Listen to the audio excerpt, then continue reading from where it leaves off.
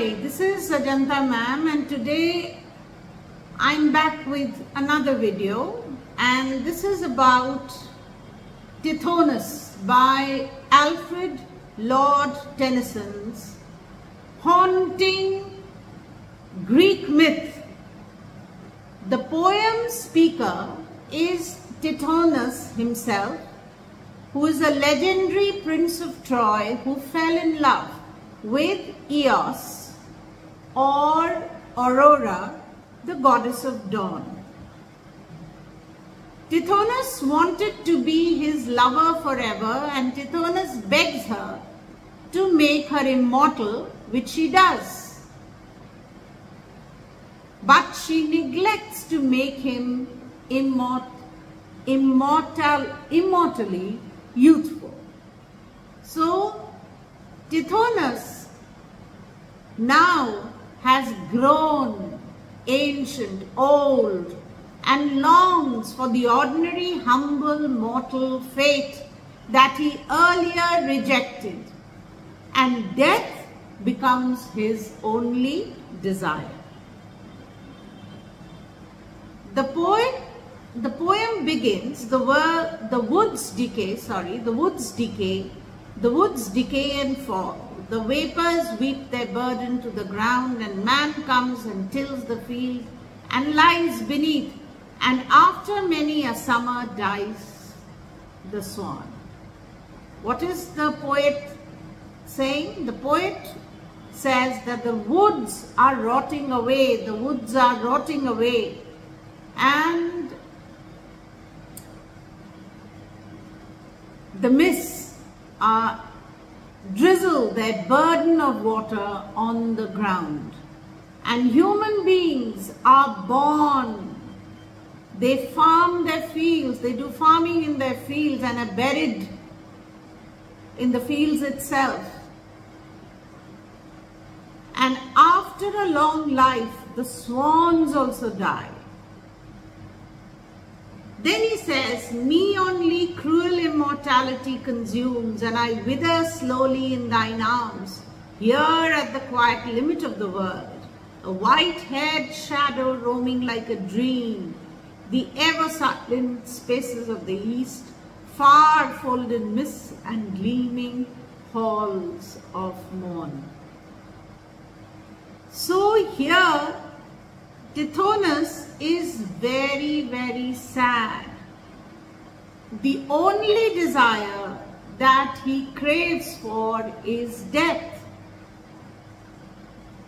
Therefore, he is talking about the natural cycle of all of the trees, of the woods, and he repeats the phrase, the woods decay and fall, which adds to the melancholic nature of the poem, which talks about the endless cycle of birth, death, and rebirth. So, even the vapors weep their burden to the ground means even the vapors, weeping vapors, which is likened to somebody weeping tears. So, man's brief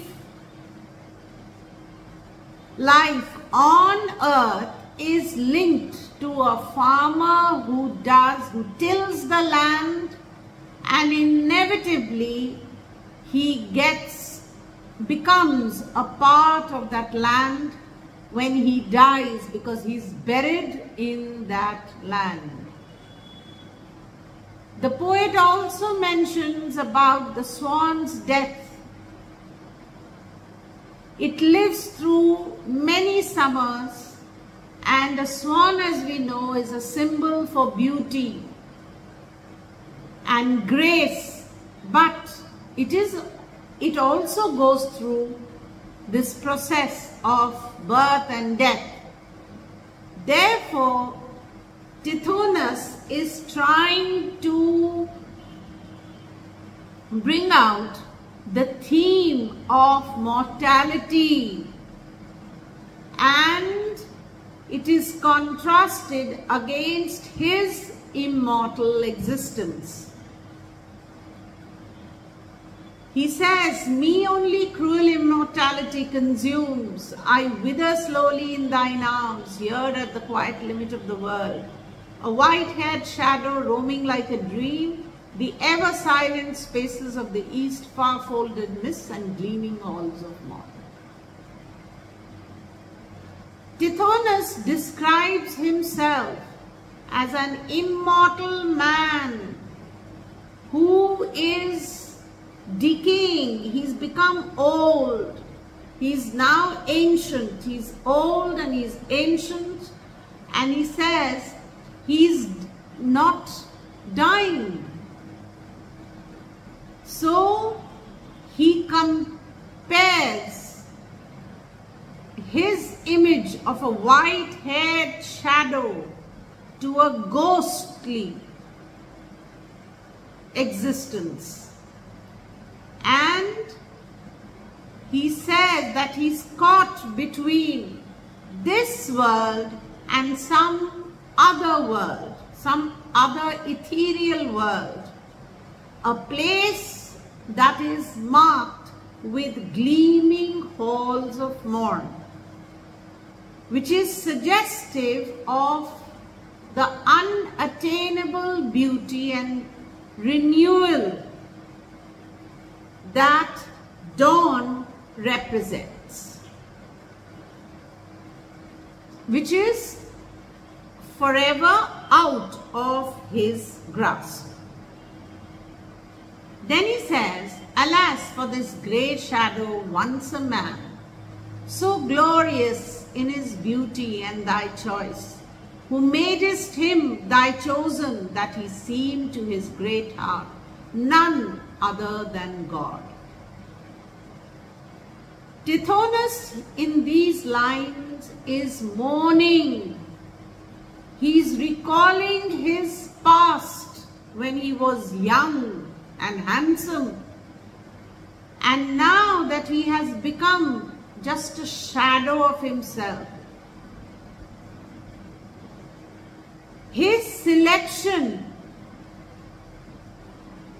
by a divine being made him feel like a god. Eos gave him that boon, and he now is reflecting of his past grandeur, and now that he is a shadow of himself, and now he has lost everything. He is only a shadow of himself. "I asked thee, give me immortality.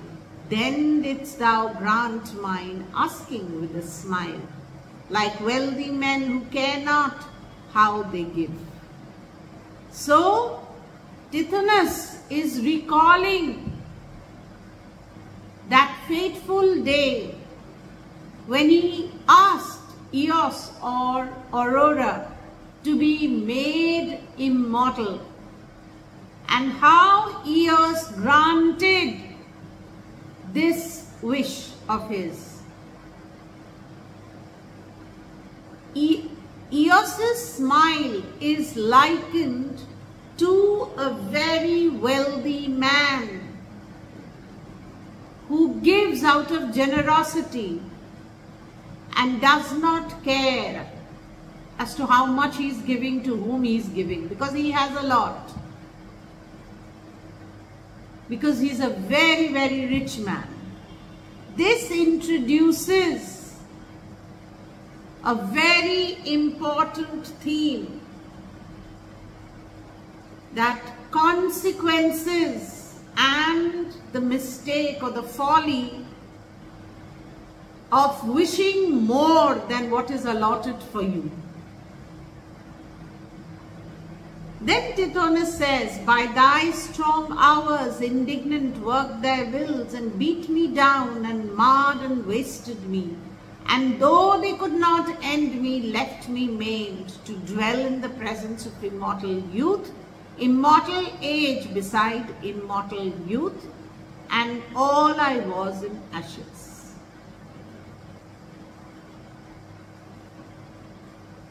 Here Tithonus personifies time by calling it strong hours. Tithonus is not only simply living, he is destroyed by the ravages of time, yet he is not allowed to die.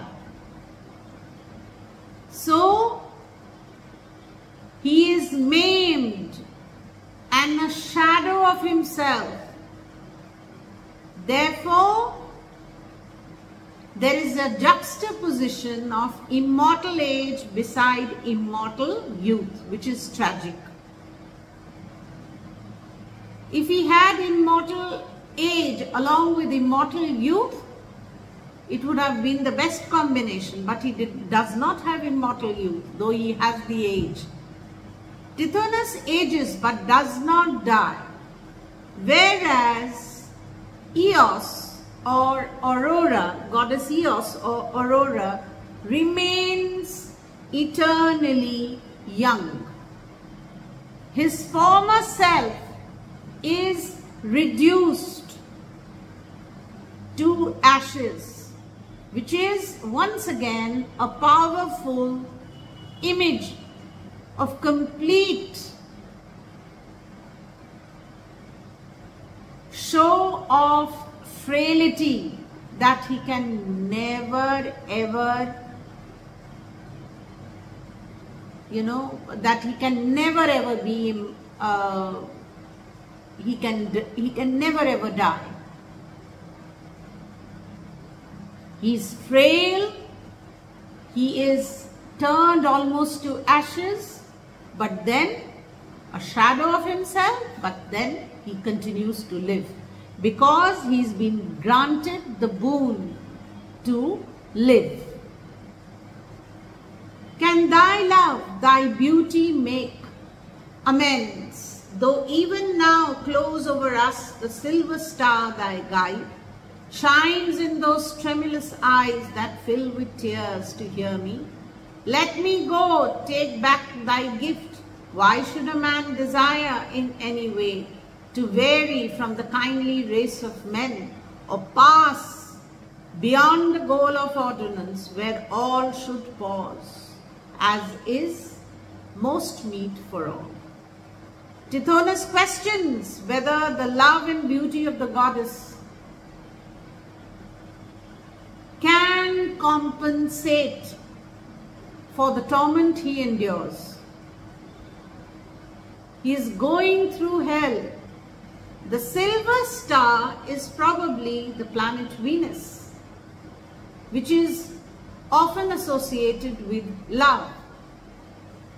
And it guides Aurora and is reflected in a tearful eye, signifying regret over Tithonus' fate. Tithonus pleads to be released from immortality and is laden with wisdom. He now sees the value of what God has allotted, the natural order of life and death, from which he has been excluded because he wanted to live forever. So he thinks why anyone would want to deviate from the human experience to go beyond the natural boundaries set for life. A soft air fans the cloud apart. There comes a glimpse of the dark world where I was born. Here, Tithonus talks about a sudden gentle breeze which gives a glimpse of his past. And the dark world refers to this world which he is born into, which is a contrast to the perpetual dawn he now inhabits. So, it is a reminder that of his mortality and the natural world which he was a part of. But now he isn't a part of that because he's been given the boon to live forever.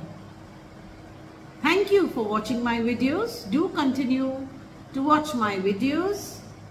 Hit the like button and the bell icon, as well as do keep watching my videos for a complete insight into your poems, your short stories, as well as your Macbeth. Bye for now.